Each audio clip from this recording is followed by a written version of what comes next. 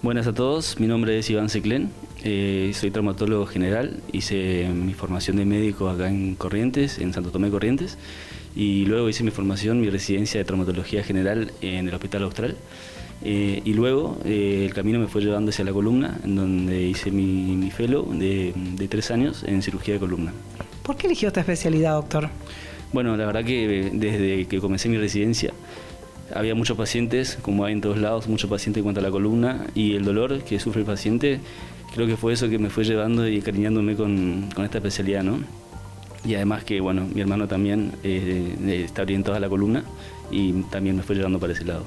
Seguramente los aspectos que se tratan de la columna deben ser muchos y variados. Sí, exacto. Nosotros cuando estudiamos y cuando nos organizamos y clasificamos a la columna, que tiene demasiadas patologías, una forma más ordenada de clasificarlas es en cuanto a la localización, ¿no? O sea, la columna tiene su patología cervical, dorsal y lumbar, y a la vez, según la causa, tiene su patología degenerativa, su patología compresiva, puede ser infecciosa, puede ser tumoral, que muchas veces es un problema, y para un poco clasificar y estudiar y llegar a un buen diagnóstico, ¿no?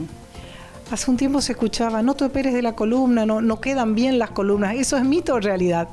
No, bueno, la realidad es que es un poco difícil hablar de eso puntual porque está muy controvertido y la columna genera mucho miedo, pero hoy en día y hace ya unos años, hace 15 o 20 años, el aporte de los estudios de imágenes, puntualmente la resonancia que antes no había, hacen que el estudio de la columna sea mucho más preciso, sea mucho más eficaz y que sumado al examen físico del paciente y a una resonancia, además de la tomografía y las radiografías, se puede hacer un diagnóstico mucho más certero, mucho más puntual, ver bien el problema. En el caso de la columna lumbar, por dar un ejemplo, una hernia común, se sabe exactamente la localización, la descripción, el tamaño, el lado, y eso sumado a la tecnología de los implantes, de la prótesis y demás, hacen que la cirugía sea mucho más puntual, sea mucho más exacto, tenga menos tiempo, y también sumado a lo que es el estudio de lo que es el dolor, o sea, el tratamiento para el dolor pre y post quirúrgico es algo bastante importante y hacen que hoy en día una cirugía de columna tenga muchos mejores resultados que hace 20 años.